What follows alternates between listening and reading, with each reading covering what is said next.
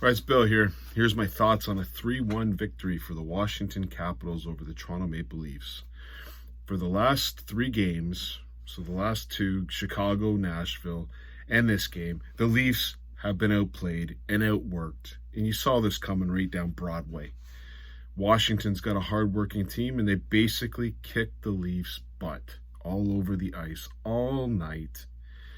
And they walked away with a 3-1 victory. Now, I'm going to get into some of the nonsense, especially around the referees and how whatever they were doing tonight. But this was a playoff hockey mentality, fight for pucks. The neutral zone's going to be packed, and none of the Leafs stars decided that they wanted to pay the price to get through. And that's what happened. And some goaltending was decent. Defense, Philip Myers, God, Jesus. How many giveaways are you going to go for, bud? He does remind me of the Leafs from last year, and it's consistent now. It's 3 games of watching him, and at least tonight it was like 4 horrible giveaways, but it's 1 a game, and that's enough. Hopefully, I can't believe I'm saying this. Hopefully, Jake McCabe gets back. Wow, what's going on? Let me get into a couple things here. First of all, you're right, Reaves report. Another excellent game for Ryan. 0, 0, 0, 0, 0, 0. 8 minutes and 52 seconds of ice time, and apparently he had 4 hits. I saw 1.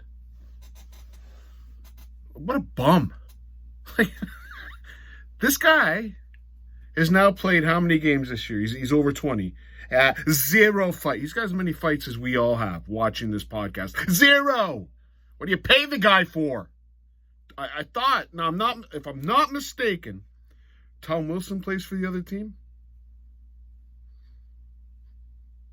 Yeah. Reaves, useless. What? And we'll talk about another useless player in just a second. But Ryan Reaves, 0s. 0s across the board, bud. You add nothing to the game. Nothing. I have no idea why Chief Craig Strongbow likes you. I don't even know. I see some of these Leaf. Obviously, they don't watch the games. It's great to have Ryan on the team. There's no need for this guy to be on any. Just get rid. I'll give you. Let's all go into a GoFundMe and collect a GoFundMe to buy this prick out. 0, 0, 0, 0. Every game. Useless tonight. I feel sorry for Connor Dewar. And by the way, Grabankin was awful tonight too. Hey, Connor Dewar working his butt off. Poor guy. He's got those 2 line mates tonight. I've liked Grabankin, but I don't know what the hell. He did nothing tonight. But he wasn't the only one. There wasn't a lot of Leafs that did anything tonight. Other than maybe Stolarz played all right. But let's talk about another thing that has to be addressed. 2 more things I'm going to go through, and then I'll go through more of the game. Pontus Holmberg on the second line. I'm just trying to decide whether I want to watch. I'm trying to think what's worse than watching Pontus Holmberg screw up an offensive chance. Nylander passes him the puck in a great area. He gets the puck. He might work hard. The man might work hard. He might be a great 4th liner. But watching him on the second line, I'm trying to decide what's worse to watch. Do I want to watch the urine leakage commercial that they keep playing throughout the game? Let's talk about leakage. I want to watch a 24/7 hour loop of the leakage commercial. Or maybe I can put on the Oprah Winfrey Network for 24 hours. I'd rather watch those 2 things than Pontus Holmberg on a second line. Stop. I think someone's coming back.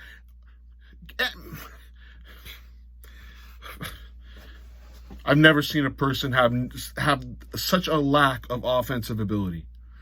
He's playing with good players. You cannot have, I don't care if he's defensively sound, you can't have Pontus Holmberg playing with Johnny T and Willie Nee. You can't. Poor Marner was passing it to him the game before. Man, oh man, Holmberg. Play on the. I probably don't mind him on the fourth line center. Doer's there. It's enough. It's just honestly, it's enough. And let's talk about Nick Robertson. He just played himself out of the NHL.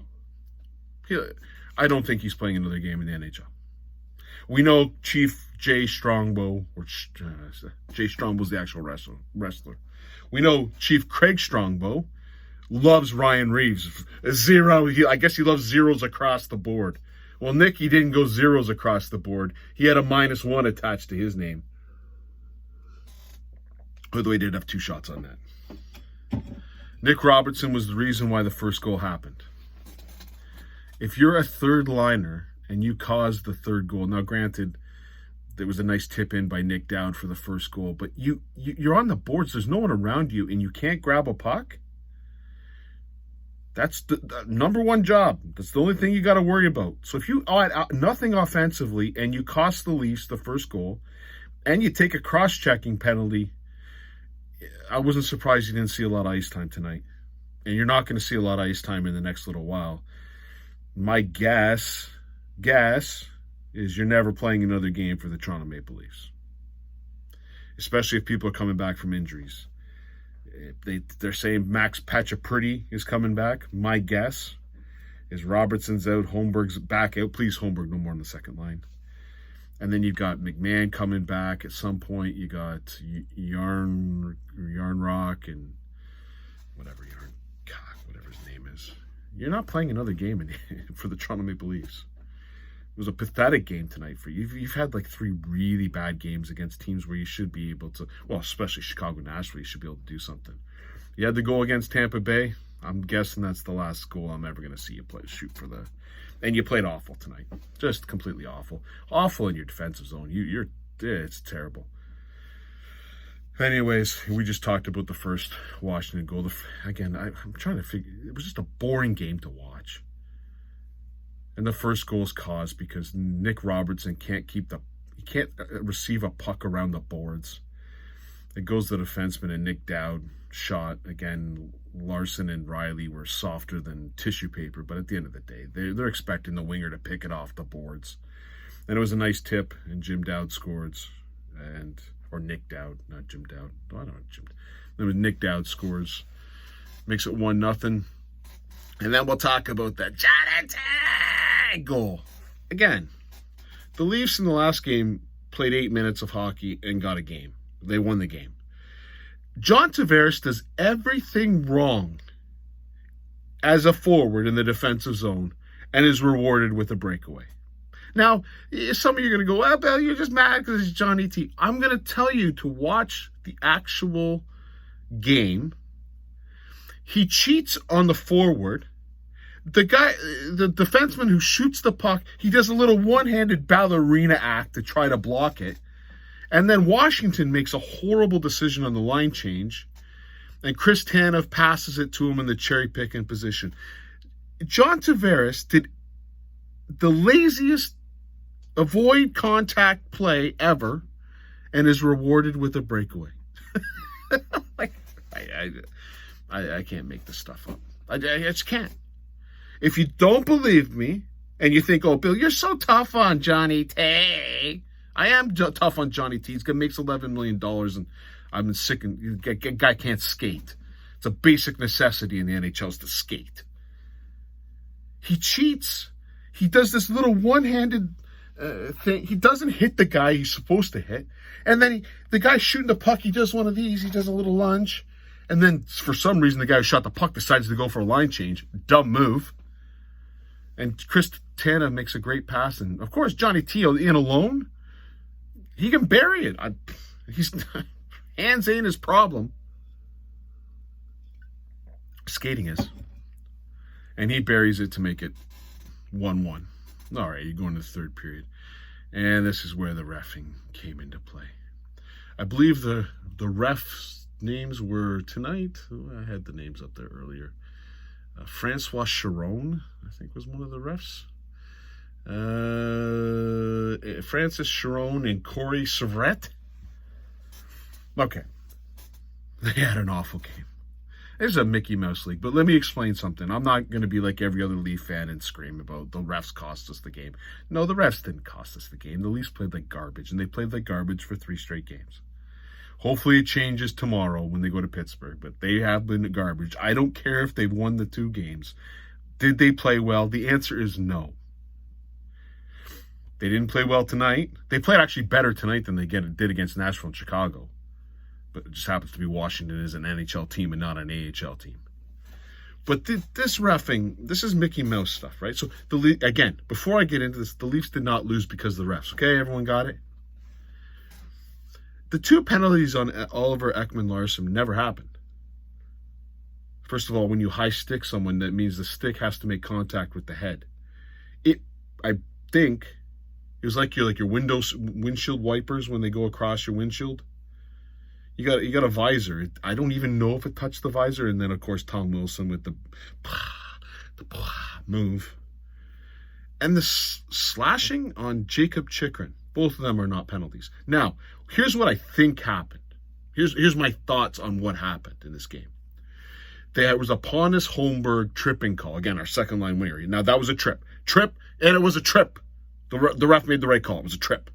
However, right after, Mitchie Baitano got ridden out of the play by Wilson, probably ticked.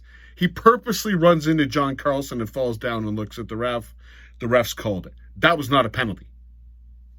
So Leaf fans, again, I don't have my blue glasses on. Mitchie Baitano ran right into John Carlson and drew a penalty. And of course, the Washington bench went nuts. It wasn't a penalty. You know, no argument for me, but the 2 against Oliver Ekman-Larsson weren't a penalty. But I think what happened on that one is once that penalty happened, the refs had enough. So they probably went in and saw that Marner drew that. Marner purposely ran in and looked at the ref. And they probably said, I've had enough of this game. I've had enough. We're not calling another penalty against the Toronto Maple Leafs. It's a Mickey Mouse league, so that's what happens. Now, the refs make mistakes against the Leafs. The Leafs are screaming at them. They say, probably screw you. But Francis Chiron, what you don't do, my friend, is get an assist for a goal. That's what you try not to do in a game, right? You try not to get in the way of the game. You were in the way of the game all night. You were in the Leafs zone in the first and third period. And the Leafs defensemen not only had to worry about the forecheck for the Washington Capitals, they had to worry about this referee who was in the wrong spot pretty much the entire game. Name Francis Chiron. He wasn't even... What ref is sitting behind the net when the puck is in the corner? You should be, now, I might have reffed a game or 2. You should be as far away in the other corner as you can be. You shouldn't be behind the net. The only reason the ref should ever be behind the net is when the puck is at the net. You don't go behind the net. So Matthews picks up the puck and shoots it, and it hits this guy who's, obviously he hasn't gone to the Mitch Boitano school of triple axles, hits him in the friggin' leg, goes right in front, and Connor McMichael scores. Now, you can say it's a bad break. No, that is horrible positioning by a ref. I would love to know how you get graded after the game. Okay, guys, let me get this right. Okay, you made 2 calls on Oliver Ekman-Larsson that never happened, okay? You made a call on Mitch Marner where Mitch Marner ran into the wrong guy and you called the other team John Carlson.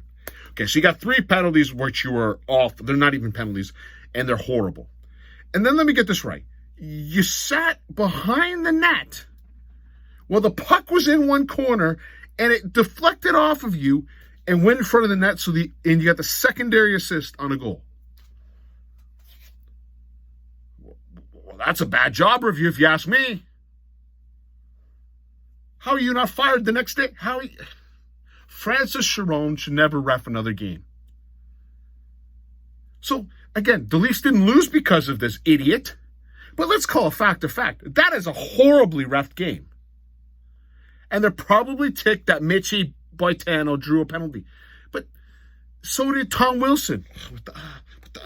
You didn't take it out on anyone else. What Mickey Mouse League? Again, a bad break. I hear the announcers all the time, bad break. No one said what was really happening on that play. The ref was completely in the wrong position for where the puck was. He wasn't even close to being in the right position. He was in the way. And by the way, as a ref, you don't want to be in the way. If the puck's in that corner, you can go on the other corner and still take a look at the play. And by the way, if you're in that corner, the other ref's at the blue line on the right side, you can see everything. Why are you going behind the net?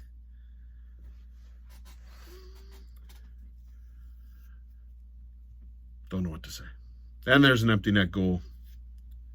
I don't even know who scored the empty net goal. I know I got a point. I got Tom Wilson in my team. So who scored the last goal? Oh yeah, big, tall, 6'8" Alexei Protas with his 10th from Nick Dowd. Nick Dowd, two-point night, bud. Big night. And Tom Wilson with the empty net, or with an assist on the empty netter. As Saturday will be Pittsburgh. Who knows what's going to happen in this game? Hopefully we get more person in. I would love Reaves to be benched and Nick Robertson to still be in the lineup. The fact is, Nick Robertson, he's not going to be in the lineup tomorrow. We'll see how they do. Pontus Holmberg, please, for the love of everything that is good in this world, get him off the second line, please. Get him off the first two lines. He's not an offensive forward. It's just really embarrassing to watch. It's tough to watch. Again, can I watch an erectile leakage commercial a couple more times during the game? I'd love to keep watching that than watch Holmberg play. Cheers.